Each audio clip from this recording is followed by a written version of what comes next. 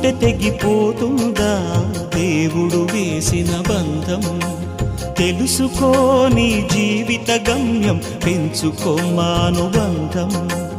7 అడుగులు నడిచిన వాడే 7 జన్మలు తోడుంటాడు. భర్తగా నిన్ను భరించువాడే బ్రతుకు దీపం వెలిగిస్తాడు. అతని హృదయం నాటి చెరామి, అగ్నిహోత్రమే అందుకు హామీ. అతని హృదయం నాటి చెరామి, అగ్నిహోత్రమే అందుకు హామీ.